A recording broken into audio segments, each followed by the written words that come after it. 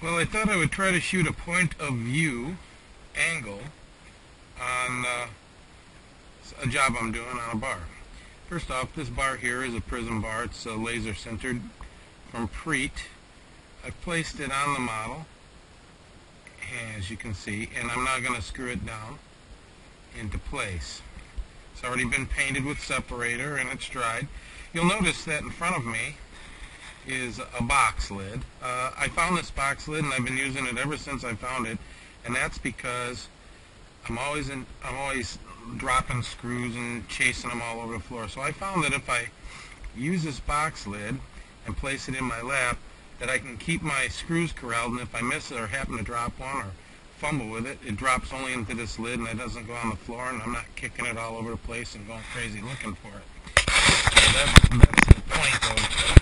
that's the point of the box lid.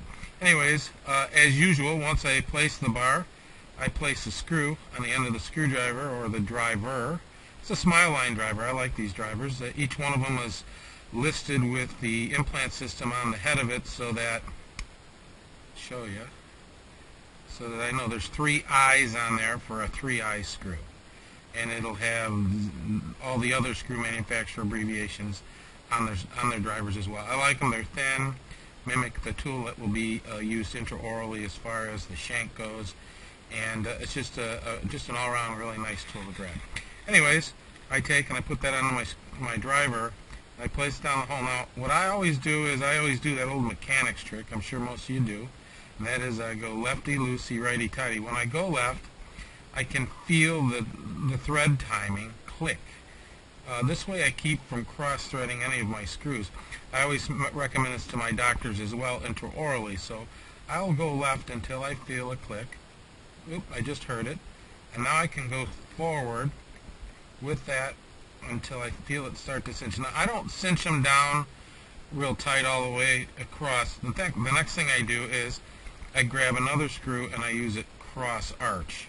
In other words, I'm going to go over here. And I'll do the same thing again. I'll go in reverse, or lefty, loosey, until I feel it click. It clicks, and once it clicks, then I can go forward or go right to tighten it. So I've got one here, one here.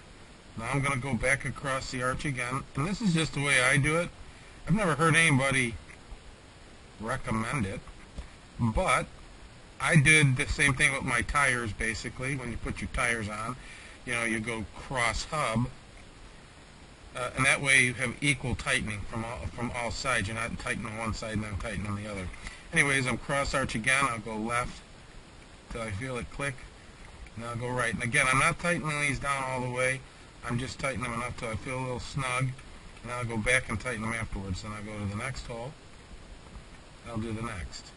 Again, I'm assured because I have a box lid, so I'm not losing the screws all over the place. It's a lot easier on me. I'm not worrying about dropping them or anything. Grab another screw, place it on the end, go back over again to the other side. Oop. There it is. Then once I feel it click, I go forward. And then final screw. It's a 6-screw implant bar. I'm in.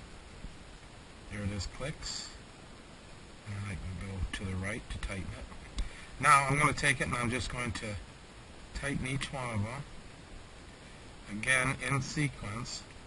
I'm going to feel the hex. Go back across again. Tighten that one. Back across again. Tighten that one. Back across again. Tighten that one, and then finally tighten this one. Alright, so that's the sequence. I just wanted to show you that little sequence and also test my point of view on my Hero camera. Alright, should be back to show you another step.